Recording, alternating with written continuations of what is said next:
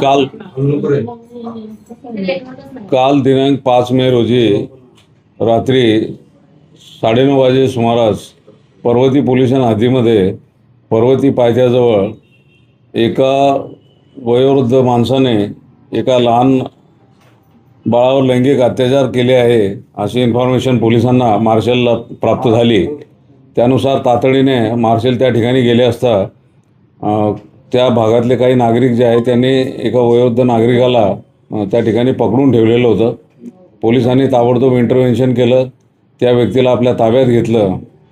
त्यानंतर असं समजलं की तो जो व्यक्ती आहे त्याने स्वतःची जी नात आहे म्हणजे त्याच्या मुलीची मुलगी वय वर्ष 9 वर्ष तिला आपल्या खोलीमध्ये बोलवलं आणि तिच्याशी अतिप्रसंग करण्याचा जो प्रयत्न केला, परंतु शेजारी एक राहणारी जी महिला आहे तिला त्या बाळाचा रडण्याचा आवाज आला आणि तिने ताबडतोब त्याच्यामध्ये हस्तक्षेप केला, शेजारच्या लोकांना सांगितलं।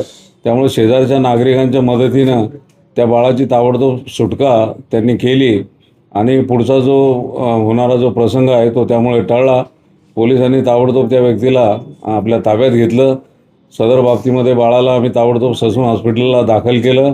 त्याच्यामध्ये बाळाची वैद्यकीय तपासणी करण्यात आली। त्याच्यामध्ये पेनिट्रेटिव्ह असा काही असॉल्ट नाही आहे, तरी परंतु जे काही घडलं आहे that amounts to the case of rape, त्यामुळे आम्ही त्याच्यामध्ये गंभीर असा गुन्हा दाखल केलेला आहे। ससून हॉस्पिटलमधून फिर्याद आणून त्यानुसार बाळाच्या आईच्या फिर्यादीनुसार त्यामध्ये पोक्सो कलम 6, कलम 10, त्यानंतर BNS भारतीय न्यायसंहिता याचे कलम 75 आणि 64 आणि कलम 66 यानुसार गंभीर गुन्हा रात्री या प्रकरणामध्ये दाखल करण्यात आलेला आहे।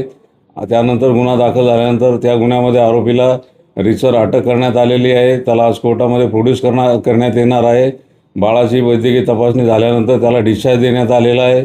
त्याची प्रकृती अतिशय व्यवस्थित आहे आणि या घटनेची थोडीशी प्रतिक्रिया नागरिकांकडून उमटली होती, त्यावर योग्य तो पोलीस बंदोबस्त नेमण्यात आलेला होता। परिस्थिती आता अतिशय शांत आहे।